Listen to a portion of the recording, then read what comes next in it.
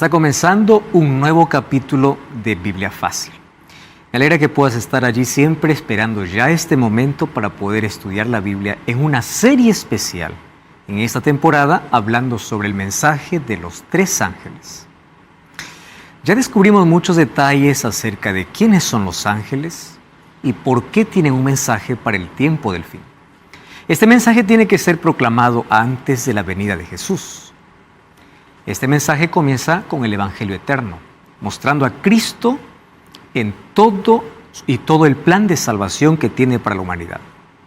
Sin embargo, no solamente se presenta el Evangelio eterno, también se presenta una advertencia contra la gran Babilonia, aquella que dio el vino de su fornicación o sus falsas doctrinas con el cual embriagó al mundo. Además, el tercer ángel presenta una advertencia severa, que aquellos que no aceptan el mensaje del primer ángel y del segundo ángel van a recibir las plagas que vienen como resultado de la ira de Dios. Aún no vemos de qué se trata esa ira, aún no vemos cuál es la consecuencia, porque estamos apenas comenzando aquel mensaje del tercer ángel. En el capítulo anterior ya hablamos acerca de quién es esa bestia del cual está hablando Apocalipsis. Y allí nos dimos cuenta que es un poder que en la historia surgió, resultado de una profecía que en el libro de Daniel ya se menciona con claridad de qué poder se trata. Sin embargo, aunque menguó sus actividades por un tiempo, la profecía dice que en Apocalipsis 13 se unirá a otro poder, y ese otro poder le hará una imagen. Por eso es que el mensaje del tercer ángel dice: si alguno adora a la bestia y a su imagen. ¿Quién es esta imagen de la bestia? ¿O qué imagen le hará? Eso es lo que veremos hoy aquí en nuestro programa de Biblia Fácil. Eres bienvenido una vez más y, como siempre, agradecido por estar allí del otro lado, con Biblia en mano y listos para poder aprender. Muy bien, amigos, vamos a un capítulo más entonces de nuestra serie especial sobre los tres mensajes angelicales. Antes, como siempre, vamos a ofrecer para nuestros amigos este curso bíblico, Biblia Fácil Apocalipsis, 18 temas a todo color, pero sobre todo lleno de esperanza, para que tú puedas solicitarlo a través del número de WhatsApp que aparece en tu pantalla, o también puedes ingresar a nuestro sitio web estudielabiblia.com. Solicítalo ahora mismo. Te recuerdo que el material es totalmente gratis y está disponible para ti. Muy bien, vamos entonces a nuestro estudio de hoy. Vamos a abrir la Biblia, el libro de Apocalipsis capítulo 14. Interesante que toda esta temporada apenas nos vamos a basar en 6 versículos de Apocalipsis capítulo 14. Y antes de poder leer el texto de hoy, vamos a orar. Querido Dios, te damos gracias por esta oportunidad que tenemos de una vez más estar aquí listos para poder recibir tu palabra. Pedimos que tu Santo Espíritu nos lleve a la comprensión de esta verdad y no solamente lo podamos comprender, sino también lo podamos aceptar para poder vivir de acuerdo a los principios establecidos por ti. En el nombre de Jesús. Amén. Vamos a nuestro tema de hoy. Hoy vamos a hablar acerca de la imagen y la marca de la bestia.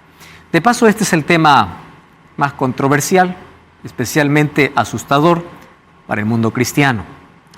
Cuando se habla acerca de la marca y la bestia, hay tantas hipótesis sobre de qué se trata esa marca, por qué esa marca, en qué momento llegará la marca. Mucho más, porque inclusive ahí presenta un número para esa marca. Y el número es 666. Varias cosas han surgido a través de este número.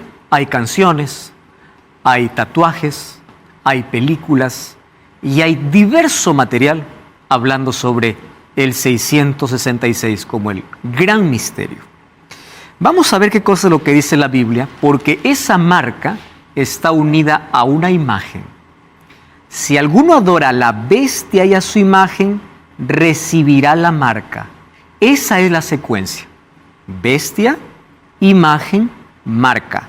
No podemos aislar la marca de los poderes que menciona anteriormente. Porque si nosotros queremos allí solamente enfocarnos, marca, marca y marca, aislando del contexto en el cual está escrito, vamos a llegar a conclusiones equivocadas.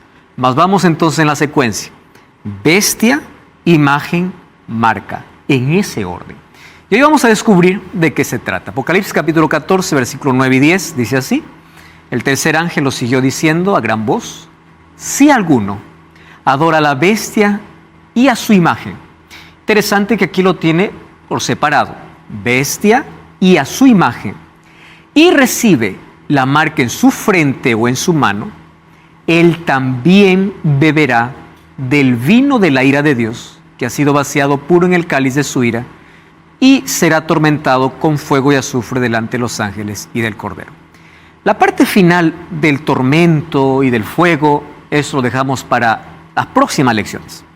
Hoy vamos a enfocarnos apenas en la imagen y la marca, porque la bestia ya fue descubierta en el capítulo anterior.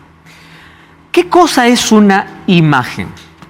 Muy bien, aquí en la pantalla yo coloqué la imagen de un león. Bueno, cuando yo miro esta imagen, yo puedo identificar y decir, es un león, pero no es real, es una foto, es una imagen de algo que es real. El león está ya en el safari, está ya en su hábitat, pero aquí yo tengo una imagen de. Cuando yo miro la imagen, inmediatamente yo recuerdo de las características principales: depredador, feroz, reconocido popularmente como el rey de la selva, pero es apenas una imagen, ¿correcto? Entonces la imagen es una copia de un objeto original o de alguna cosa original. Ahí viene la imagen, que es una copia. En Apocalipsis 13 aparecen dos poderes, y esos dos poderes aparecen juntos. En primer lugar, una bestia que sube del mar, y en segundo lugar, una bestia que sube de la tierra. Y vamos nosotros a ver algunas características de esa segunda bestia. La segunda bestia muy poco tocamos en el programa anterior. Vamos a Apocalipsis capítulo 13. Si la bestia que salió del mar representa que surgió en un lugar poblado, la bestia que salió de la tierra significa en un lugar poco poblado. Y nosotros ya vimos por historia cómo se relaciona Roma con América del Norte, o específicamente con Estados Unidos. Vamos al versículo 11 en adelante. Vi otra bestia que subía de la tierra, que tenía dos cuernos semejantes a la de un cordero. Es interesante, semejante a los de un cordero, pero hablaba como dragón. Esos dos cuernos han sido interpretados como poder civil y religioso totalmente separado, pero que en un momento él se vuelve dragón. O sea, mientras habla como cordero, tiene los dos cuernos separados, poder civil y poder religioso. Cuando habla como dragón, ya no existe más eso. ¿Por qué razón? Porque ahora habrá una alianza entre lo político y lo religioso. Ahora, fíjense aquí. Ejerce toda la autoridad de la primera bestia. Cuando hablamos de la autoridad de la primera bestia, ¿cuál era la autoridad de la primera bestia?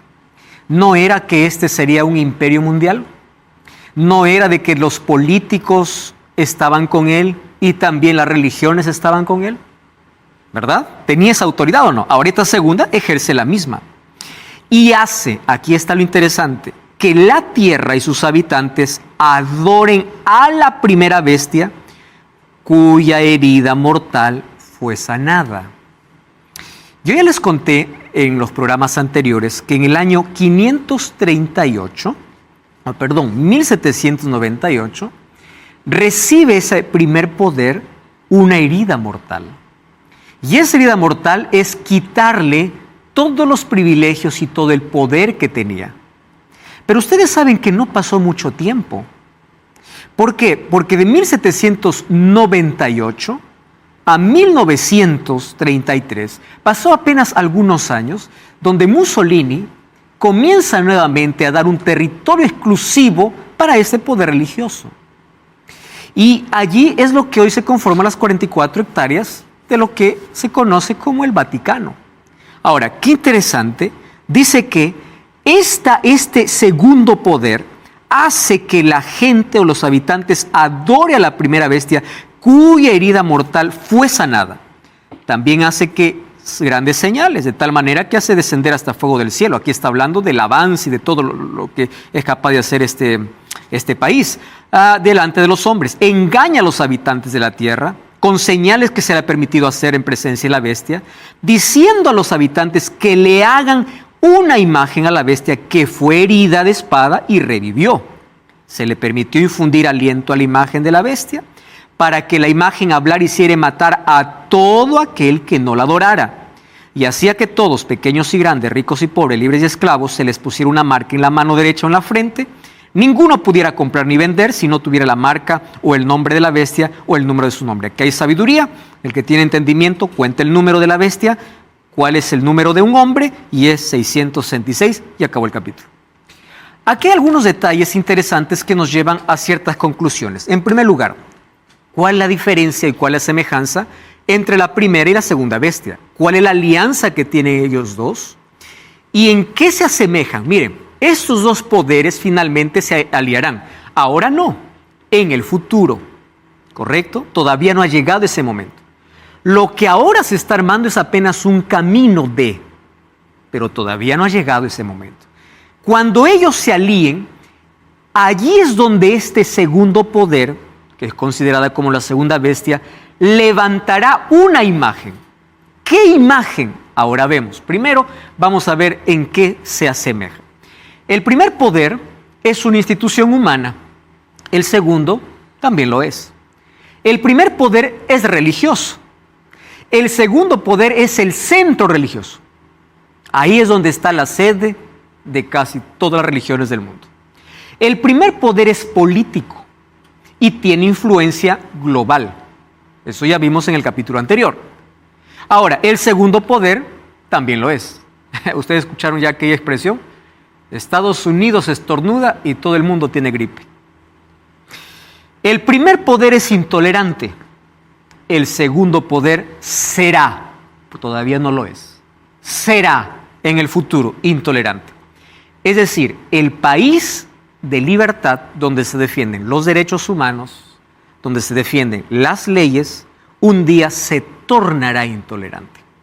Vamos a analizarlo eso en base a un acontecimiento ya pasado.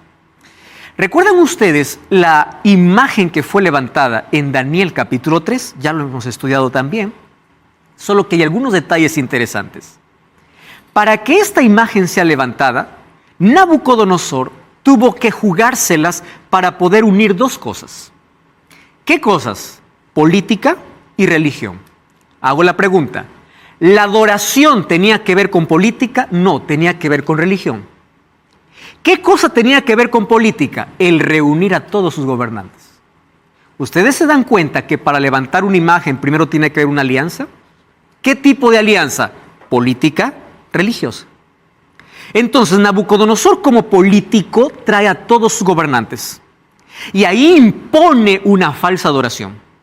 Y esa imposición es, ustedes van a adorar la estatua que yo levanté.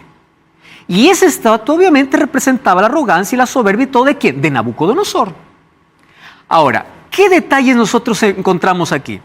Cuando se levanta esta imagen se levanta para poder demostrar al mundo que en medio de una Babilonia habían tres que no se doblegaban. Esos tres darían el testimonio, por eso encontramos en el libro de Daniel. ¿Por qué consideramos el libro profético? Porque incluso las historias de Daniel, algunas de ellas se repiten no con exactitud, pero nos dan idea de lo que acontecerá en el futuro. ¿Qué cosa sucedió? Para levantar aquella imagen, lo que hizo Nabucodonosor es que todos puedan adorar una estatua. 3 judíos, 3 hebreos no se doblegaron. ¿Por qué razón? Porque eso iba en contra de sus principios de adoración. Y esos principios de adoración, ¿dónde estaban basados? En la ley de Dios. ¿Cuál era el segundo mandamiento? No te harás imagen y no te inclinarás a ninguna imagen. Nabucodonosor dice, tienen que ustedes postrarse ante mi imagen. Ellos dicen, no, no lo haremos. Si ustedes no lo hacen, serán echados a horno de fuego. No pierdas tu tiempo. Aunque nos amenaces, nos mantendremos de pie. La misma historia se repite con la imagen ahora en Apocalipsis. Se levanta una imagen, ¿con qué intención? De poder hacer que la humanidad se rebele contra Dios. ¿Ustedes se acuerdan del origen de Babel? ¿Qué significa? Rebeldía, ir en contra de Dios, ir en contra de la voluntad de Dios y hacer de que todo el mundo vaya en contra de lo que Dios dijo. ¿De qué manera hoy el mundo va en contra de lo que Dios dice? En contra de principios. Y hoy quiero mostrarles que la ley de Dios no se trata de un conjunto de prohibiciones, sino un conjunto de principios. Y hay una cosa que nosotros entendimos. Los principios son atemporales, son aculturales. ¿Por qué? Porque el principio es principio, no depende de cultura ni de tiempo.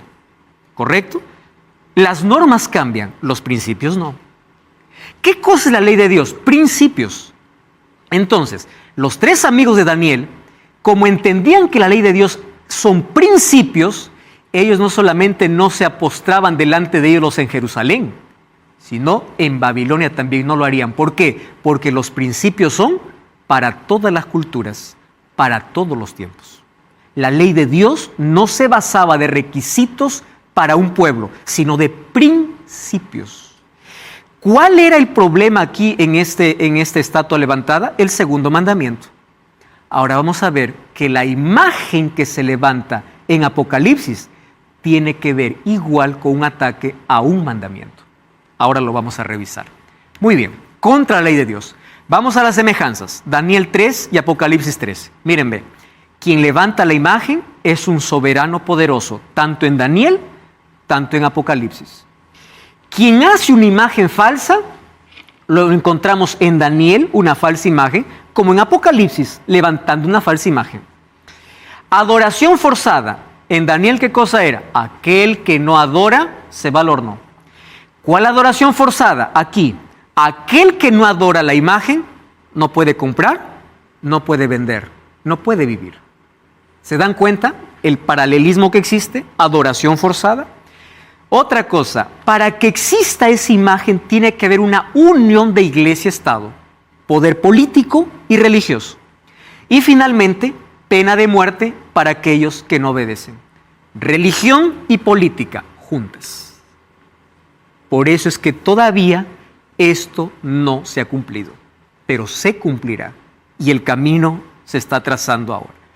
¿Cuáles son otras semejanzas? 3 cosas: decreto universal, demanda de adoración y obediencia a una orden humana. Así como en Babilonia hubo un decreto universal, de aquí a poco habrá otro decreto que envuelve a todo el mundo. Así como en Babilonia se obligó una adoración, de aquí a poco habrá otra demanda de adoración. Y así como en Babilonia se forzaba que puedan obedecer la voz de un rey, de aquí a poco, ¿qué cosa sucederá? Se intentará forzar la conciencia de los seres humanos para que adoren a la bestia, que es un poder. Muy bien, entonces vamos aquí al punto donde más vamos a dedicar un poquito de tiempo. Entonces ya vimos que este segundo poder es el que va a levantar la imagen, ¿correcto? Para la primera bestia, para el primer poder. Ahora, ¿en qué consiste la marca de la bestia? Cuando hablamos acerca de la marca de la bestia, nuestro primer pensamiento es, nuestra imaginación, que es fecunda, es imaginar que alguien va a venir marcando, ¿verdad? Alguien va a venir, y escuché a muchos decir, bueno, cuando venga la marca de la bestia, yo no voy a estar, voy a cerrar la puerta, yo no me voy a dejar, como si esto fuera un asunto visible, ¿no? Hay mucha gente que piensa que toda la humanidad va a andar aquí con 666 y otros aquí con el sello de Dios, y eso no es así. ¿Por qué razón? En Apocalipsis, por ser un libro simbólico, la marca y el sello de Dios son asuntos simbólicos que representan no un asunto literal. Nadie andará con el 666 en la frente o en la mano. No.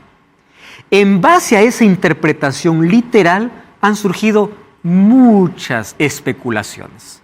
Por ejemplo, ¿cuáles son las especulaciones más populares? Cuidado que hay un microchip. Y en el microchip, si te inyectan, está la marca de la bestia. ¿De dónde viene esa idea? Del pensamiento de que la marca va a ser un asunto literal, cuando no lo es. Y tanta gente alarmada, ¿no? Escuchó del microchip, otra escuchó del 5G, otros por ahí escuchó del código de barras y tanta cosa. Ahora, por ejemplo, para la vacuna, ¿no? Contra COVID, tanta gente alarmada y preguntando, ¿será esta la marca de la bestia? ¿Más por qué? El asunto no será literal. Nadie vendrá a inyectarte una marca. Nadie te colocará un chip para decir, aquí está la marca, porque no es un asunto literal. ¿Más qué significa? Y la pregunta más importante, ¿por qué en la frente y por qué en la mano? Que también esto representa, porque todo es simbólico, ¿qué representa? Eso es lo que ahora mismo vamos a ver. Primero, ¿por qué no es literal? Número 1. Y número 2, ¿por qué en la frente y por qué en la mano? Para poder entender este asunto de frente y mano, tenemos que ir al Antiguo Testamento. Ustedes sabían que de los más de 404 versículos que tiene el libro de Apocalipsis, 200 de ellos son tomados del Antiguo Testamento.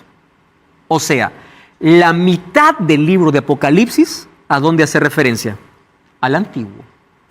Y una de las cosas que me encanta ver es que la Biblia en los dos testamentos no tiene contradicción, sino tiene continuación. Y ahí hay una enorme diferencia, ¿no? Algunos piensan que el nuevo contradice al antiguo. No contradice, el nuevo continúa.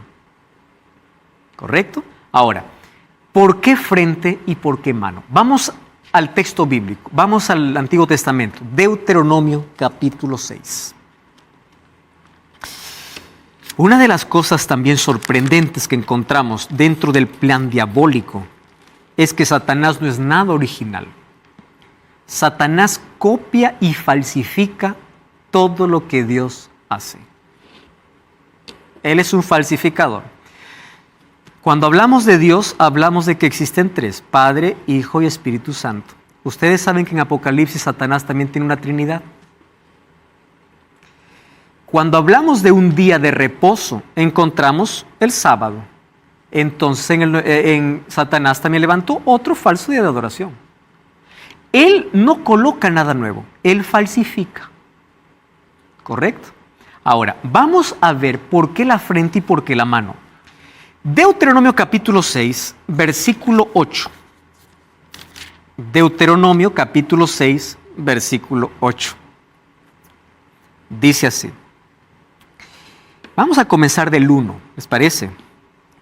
Estos son los mandamientos, estatutos y decretos que Jehová vuestro Dios mandó que os enseñara, para que los pongáis por obra en la tierra que vais a pasar para tomarla en posesión. Muy bien. ¿De qué mandamiento se trata? Vamos al versículo 8. Antes del versículo 8 dice que la orden es para los padres que puedan enseñar a sus hijos estando en casa, en el camino, al acostarse y al levantarse. Miren qué dice el versículo 8. Las atarás como señal, ¿dónde dice? En tu mano. Y estarán como frontales en tus ojos. ¿Ustedes están entendiendo lo que está diciendo aquí el texto bíblico? ¿De quién era la orden de colocar su ley en la frente y en la mano? De Dios. ¿Para quién? Para su pueblo. ¿Por qué frente? ¿Saben qué significa frente? Decisión, conocimiento. Frente, la base del pensamiento, de la decisión. Mano, trabajo. Ahora, atención aquí. La ley de Dios tendría que ser como una señal, primero visible, Mano, dejen de trabajar. ¿Por qué? En el día que Dios ha dicho que no lo hagas. Frente, ustedes tienen que tomar la decisión donde esté de que los mandamientos de Jehová tienen que ser guardados. Entonces, la idea original de colocar la ley en la frente y en la mano no es del diablo, es de Dios. ¿Qué hace Satanás? Falsifica. Eso es lo que hace. No puede hacer otra cosa. Él falsifica. Entonces él dice, si Dios quiere que su ley esté reconocido en la mano, en la frente, yo voy a hacer que la marca tenga la misma cosa. Frente y mano. Falsificación del proyecto de Dios. Pero ¿qué cosa es lo que Dios quería que esté en la mente de sus hijos? Y cuando hablo de mano es de acción, de trabajo. ¿Qué cosa es lo que Dios quería? Versículo 5. Amarás a Jehová tu Dios de todo tu corazón, de toda tu alma y con todas tus fuerzas. Vamos a Mateo 22. No pierdan por favor allí Deuteronomio 6. Mateo 22, versículo 37. Mateo 22, versículo 37 y 38. Mateo, capítulo 22, versículo 37. Del 36, ¿cuál es el grande mandamiento de la ley? ¿Qué le dice Jesús? Amarás al Señor tu Dios con todo tu corazón, con toda tu alma y con toda tu mente. Yo les hago una pregunta. ¿Este mandamiento era nuevo o antiguo? Antiguo. ¿Dónde está? Deuteronomio. ¿De dónde está tomando Jesús este resumen? De Deuteronomio 6. Vamos a seguir. ¿Qué cosa dice? Y el segundo es semejante a este. ¿Cuál? Amarás a tu prójimo como a ti mismo. Les hago la pregunta. ¿Amor al prójimo era nuevo, un nuevo mandamiento o estaba en el antiguo? Abran sus Biblias en Levítico 19. Levítico capítulo 19, versículo 13. Miren lo interesante aquí. 19, 18. No te vengarás ni guardarás rencor a los hijos de tu pueblo, sino amarás a tu prójimo como a ti mismo. Entonces yo les hago una pregunta. Cuando Jesús resume su ley, ¿era algo nuevo o ya estaba en el antiguo? Ya estaba en el antiguo. Por eso cuando volvemos a Mateo 22, ¿saben qué cosa dice? De esto depende toda la ley. Jesús no está anulando la ley. ¿Qué cosa está haciendo Jesús? Resumiendo la ley en dos principios. ¿Mas esos principios eran nuevos? No. Esos principios ya estaban ¿dónde? En el Antiguo Testamento. No cambies el canal. Vamos a una breve pausa. Ya regresamos. Que en Biblia Fácil.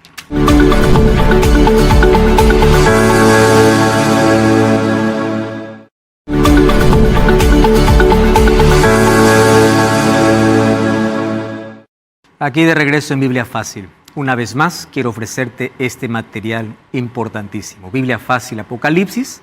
Solicítalo a través del WhatsApp que está apareciendo en tu pantalla o también puedes ingresar a estudielabiblia.com. Vas a encontrar un material extraordinario aquí para poder comprender el mensaje que Dios tiene en el último libro de la Biblia. Vamos a continuar con nuestro estudio. Tengan en mente la imagen que fue levantada ¿dónde? En Babilonia. ¿Transgresión ante qué? La ley de Dios. No se olviden de eso, ¿correcto? Porque ahora vamos al tiempo del fin. ¿Qué sucederá? Se levanta de nuevo una imagen. ¿Tiene que ver con qué? Con adoración. Ahora vamos a ver algunos detalles. ¿Por qué la marca aparece en la frente y en la mano? Porque primero era el ideal de Dios. Satanás, ¿qué cosa hace? La falsifica. ¿Qué cosa es lo que Dios quería colocar en la frente, en la mente y en la mano? Las acciones sobre su pueblo. Su ley. Entonces, presten atención, el sello de Dios tiene que ver con su ley y la marca de la bestia con aquello opuesto a la ley. Vamos a verlo de esta manera.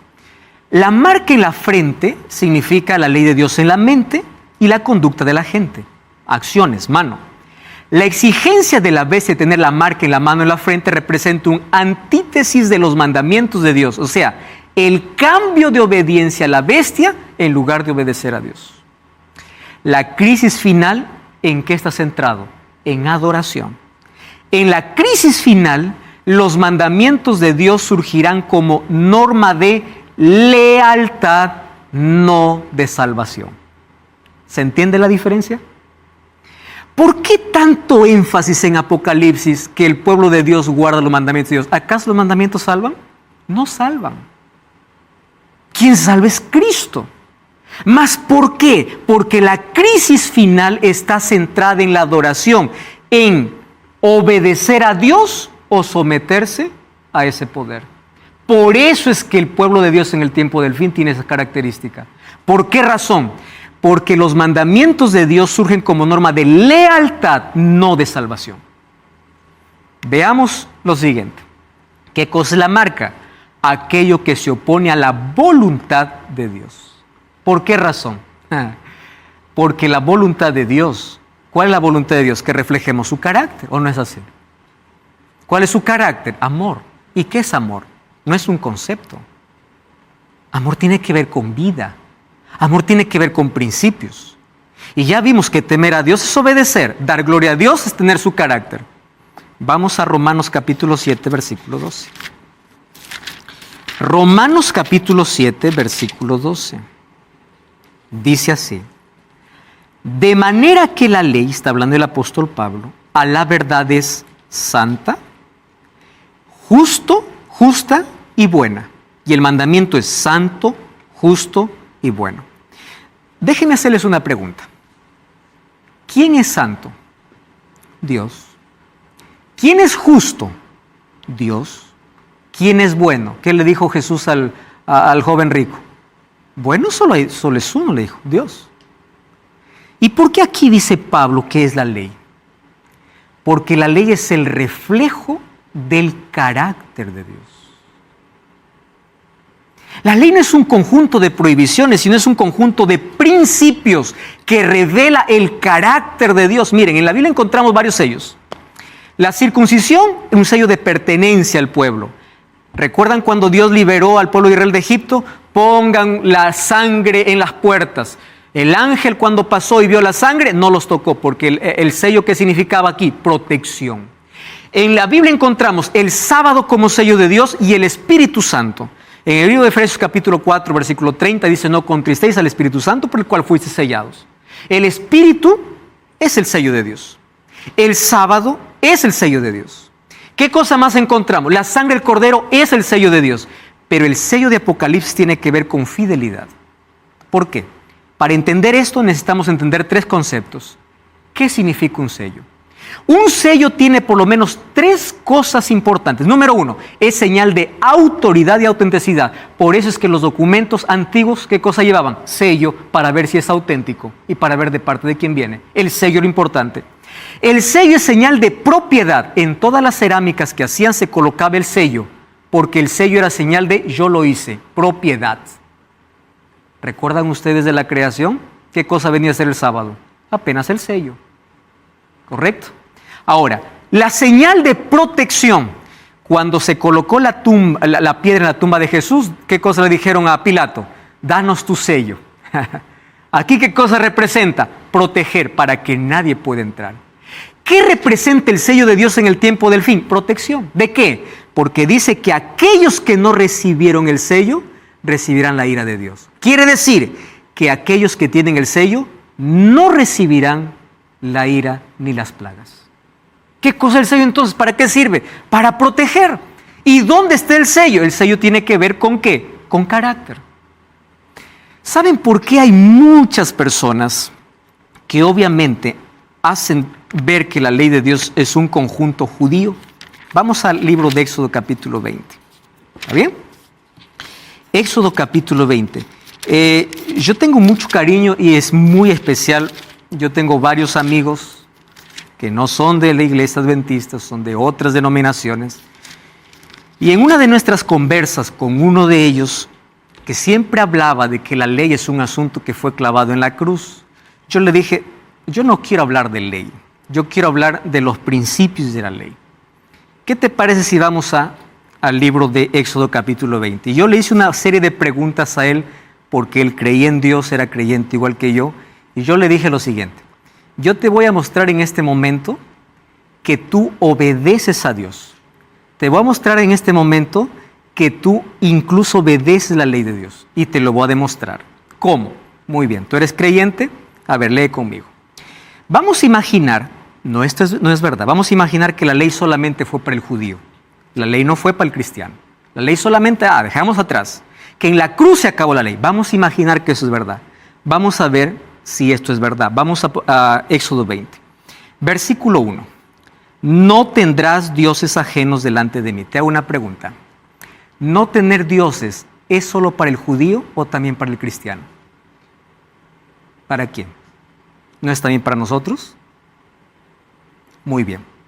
Si tú no tienes otro Dios, si solamente Dios a quien crees es el que esté en primer lugar en tu vida, tú estás guardando el primero. Segundo, no te harás imagen ninguna escultura. ¿Tú crees que esto fue para el judío o también para el creyente hoy? ¿Tú crees que es para el judío nada más? ¿O también los creyentes de hoy ya pueden hacer esculturas y adorar? No, eso no. Entonces tú estás guardando el segundo. ¿Me estás entendiendo? Vamos al tercero. No tomarás el nombre de Jehová tu Dios en vano. Te hago una pregunta. ¿Tomar el nombre de Dios en vano es para el judío o es para el creyente? ¿Tú crees que porque la ley fue anulada en la cruz hay que tomar el nombre de Dios como nos da la gana? ¿Tú crees que eso fue para el judío? No. Entonces, si tú crees que eso también es para el creyente, ¿sabes qué es eso? Tercer mandamiento. No voy a tocar el cuarto, vamos para el quinto. ¿Qué dice el quinto mandamiento? Dice, honra a tu padre y a tu madre. Déjame hacerte la pregunta. ¿Honrar a papá y mamá es para el judío o es para el creyente hoy? ¿O solamente fue para que los judíos puedan honrar a los padres y nosotros ya no los vamos a honrar? Si tú crees que todavía se debe honrar a los padres, es el quinto mandamiento. Sexto mandamiento, no matarás. Te hago una pregunta. ¿No matar es para el judío o es para el creyente? O sea, ¿nosotros ya podemos matar? No, ¿qué está diciendo? Eso dice el sexto mandamiento. No cometerás adulterio. Te hago una pregunta. ¿Cometer adulterio era para el judío o para el creyente de hoy? Es para nosotros, porque eso dice el mandamiento. No hurtarás. Te hago la pregunta. ¿Robar era para el judío pecado o también para el creyente de hoy? Para nosotros también es pecado. Entonces la ley no fue anulada. ¿Te das cuenta? ¿Qué cosa dice el noveno mandamiento? No dirás contra tu prójimo falso testimonio. Te pregunto, ¿no decir falso testimonio es para el judío o también para el creyente? También para nosotros. No codiciarás. ¿La codicia era un pecado para el judío o también para el creyente? Entonces, te hago una pregunta. Si esta ley fue clavada en la cruz, hoy adulteramos, matamos, robamos. Tú no crees eso, ¿verdad? Pero déjame decírtelo con el corazón. La gente se atreve a anular toda la ley por causa de un mandamiento. ¿Sabes cuál es? El cuarto. Ustedes entendieron los principios. O sea, los principios de la ley de Dios no tienen que ver con cultura. No matar, no robar, no adulterar, no mentir, honrar al padre y a madre, no tener otros dioses, ¿es cultural? Son principios. ¿Qué hace la gracia de Dios? Ella me salva. Y la gracia que me salva me transforma. Me torno obediente. ¿Qué cosa dijo Jesús en Juan 14:15? Si me amas, guarda mis mandamientos. ¿Qué hace el apóstol Pablo? El apóstol Pablo ataca dos cosas: legalismo y ley ceremonial. Porque habían leyes ceremoniales que tuvieron su cumplimiento en la cruz y no necesitaban más para adelante. ¿Y qué cosa es legalismo? El judío se aferraba a la ley como medio de salvación. Y eso es pecado. ¿Por qué? Porque el único que salva es Jesucristo. ¿Comprende? Entonces, la salvación viene de Cristo, pero la lealtad a Cristo, ¿qué cosa es? Obediencia. Omar. Sí, Jesús cuando vino, que es el propio autor de la palabra, para los judíos que pensaban que ellos podían cumplir sí la ley, oíste que fue dicho, pero yo te digo, dejó en claro porque él dice, si vos pensás mal de alguien, ya sos un homicida. Exactamente. Si vos codiciás a una mujer, por más que no te acostaste con Ya ella, estás. ya adulteraste. Entonces, Jesús nos deja claro que por la ley no podemos salvarnos. Exactamente. La única forma es a través Por la del gracia de sacrificio que Él Cristo. hizo por nosotros. Ahora, voy a tomar justamente el ejemplo que has dicho, Omar. Cuando Jesús vino no anuló la ley, amplió la ley. Y cuando amplía la ley, ¿qué cosa hace la ley? Es que la ley nos salva. La ley tiene la función de mostrar que yo no puedo. Quien puede hacer el trabajo es Dios. ¿Y a quién me lleva? A la gracia. Pero el hecho de que vaya a absorber la gracia no significa que la ley fue anulada. Porque la ley se trata de principios. ¿Correcto? Cuando yo digo, la ley ya no sirve más, es anulada, yo estoy diciendo, pues, Éxodo 20 ya acabó. Entonces, matar, robar, honrar, padre y madre y todo, ya se acabó. ¿Cuál es el peligro de eso? Porque cuando yo permito que la gracia de Dios transforme mi vida, ¿saben en qué cosa es lo que yo voy a permitir? Que el Espíritu Santo grave la ley en el corazón. ¿Eso no es lo que dice Hebreos capítulo 8? ¿En qué consiste el nuevo pacto? El nuevo pacto dice, pondré mis leyes ya no en piedra. ¿Dónde? En tu corazón. La obediencia a Dios es natural. La obediencia judaica era forzada. Ellos estaban más preocupados por la ley que despreciaron a Cristo. Y ellos querían alcanzar la salvación por la ley, despreciando a Cristo. ¿Qué cosa, no? Pero ahora sucede lo contrario. Ahora van y dicen, solo Cristo, ya no ley. Miren cómo las cosas se invierten. Cuando en la Biblia encuentro una coherencia de que gracia y ley no son contrarias, porque la ley se trata de principios que me hacen reconocer mi pecaminosidad, que me llevan a la gracia, porque quien me salva es Cristo. Pero cuando Él me salva, me transforma y me torna obediente. ¿Correcto? Pablo, cuando le escribe a los Gálatas, él usa una analogía hablando de Ismael. De Sara y Agar. Exactamente, Isaac, haciendo la comparación que Isaac representaría la gracia y Ismael la ley. Entonces, que dice que la ley siempre persigue a la gracia porque no consigue entender cómo es posible que Jesús nos salve, no por nuestros méritos, sino por los méritos de Él. ¿Por qué? Porque si yo hago algo, entonces no es gracia, eso es una recompensa, un salario. Ahora, si yo no hice nada, Él lo hizo todo, eso sí es gracia. Okay. Porque yo entiendo que si la salvación en algún punto dependiera de mí, yo ya estoy perdido. Entonces entiendo que el sacrificio de Cristo fue consumado, fue completo, hecho una vez y para siempre. Así es. Ahora, Omar, el Evangelio eterno en Apocalipsis 14, ¿qué dice? Teme a Dios, adora a Dios, da gloria a Dios. Son deberes. ¿Quiere decir que nosotros hacemos algo para la salvación? Aceptamos la gracia. Y cuando tenemos una relación con Dios, ¿qué cosa hace? Es Dios quien en su gracia transforma nuestra vida y nos torna obedientes. Por eso, yo quiero que quede claro el concepto. La causa de la salvación es la gracia. La evidencia de la salvación es la obediencia. ¿Entienden? Nadie se salva por obedecer o por hacer obras. Pero el hecho de que la gracia me salva, yo no desecho su ley. ¿Por qué? Porque la obediencia viene a ser ¿qué cosa? La evidencia, no la causa. Y el apóstol Pablo mucho habla en contra del legalista, de aquel que se aferra a la ley para salvarse despreciando a Cristo. Cuando el verdadero cristianismo, ¿qué cosa es? Acepta a Cristo, relaciónate con Él, y una vez que te relaciones con Él, sé obediente, sé fiel, obedece a Dios, da gloria a Dios. ¿Por qué? Porque eso no te salva, sino que es el resultado, es la evidencia. Por eso es que el pueblo de Dios en el tiempo del fin tiene esas características. No porque los mandamientos les salvan, sino porque le evidencian su lealtad. Ahora miren, en los mandamientos de los 10 que mencioné, hay uno que tiene 3 características.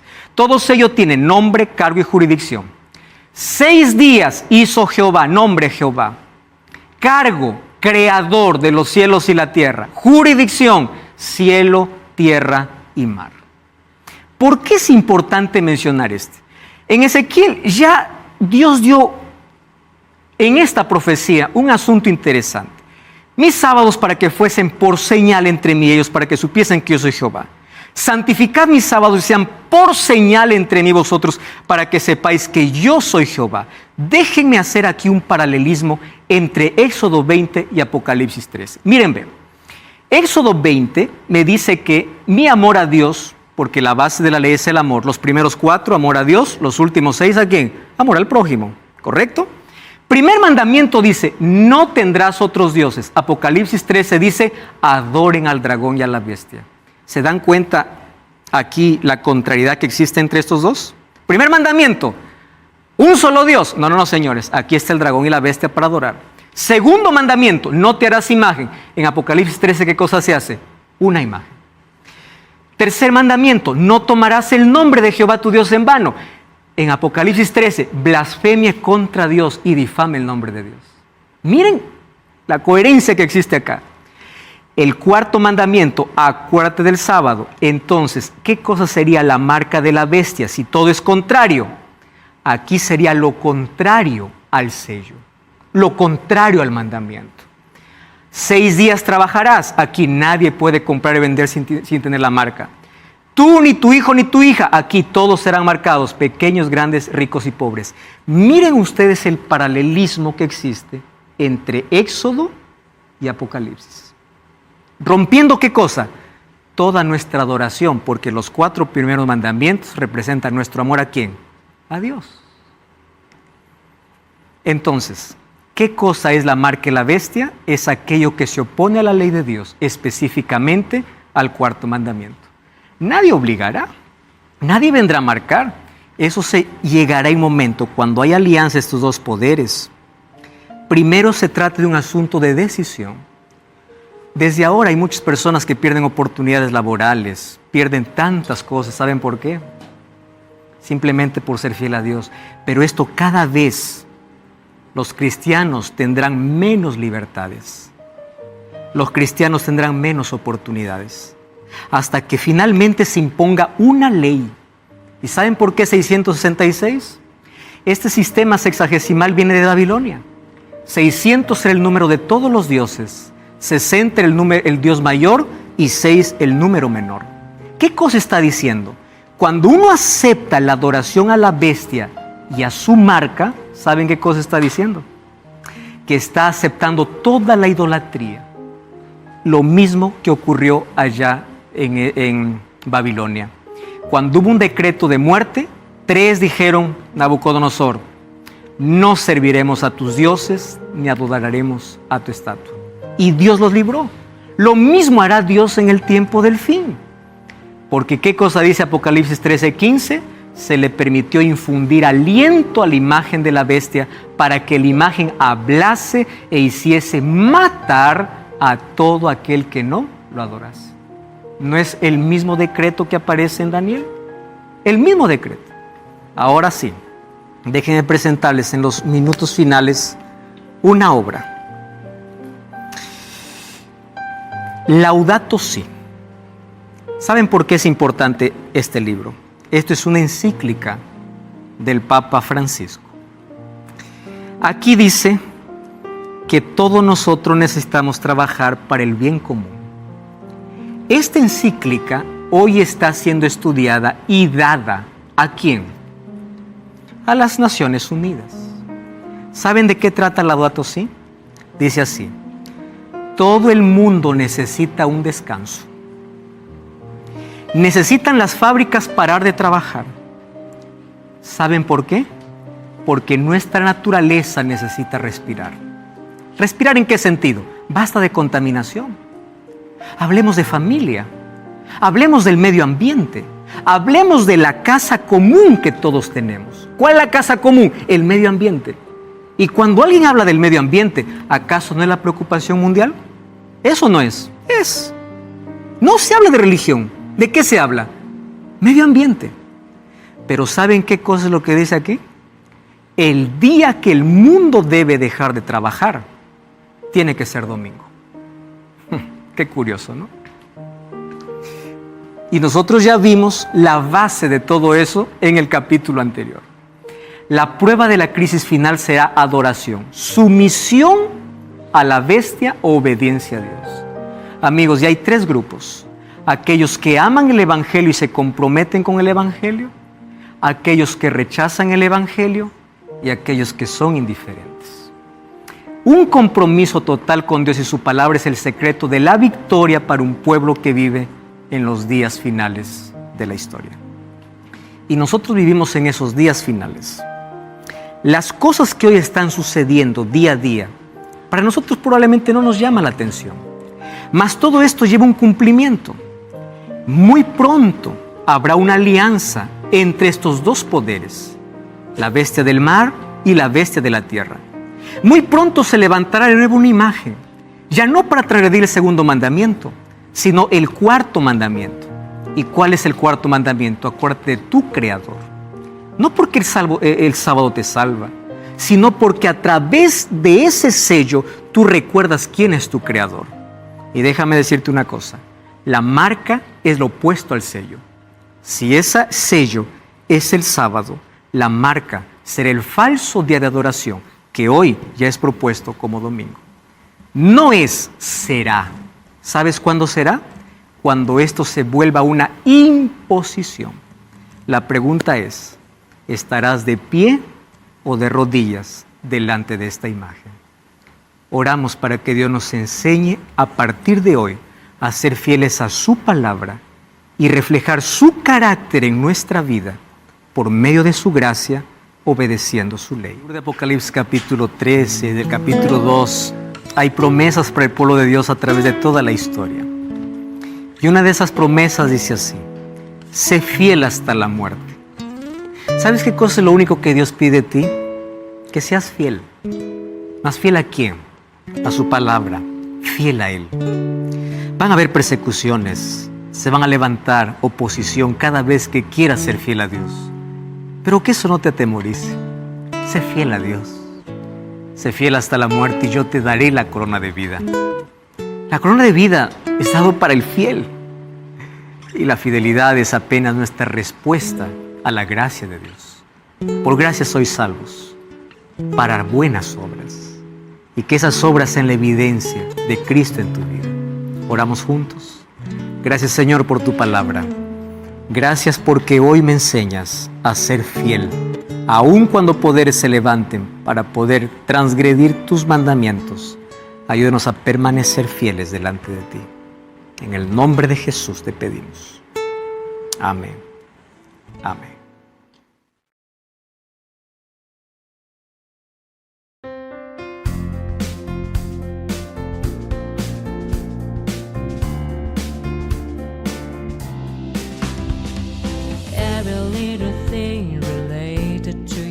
Make me smile. I know you are doing hard work to make things possible. I want to let you know that I am with you and I will be forever. Every little thing related to you make me smile. I know you are doing hard work to make things possible.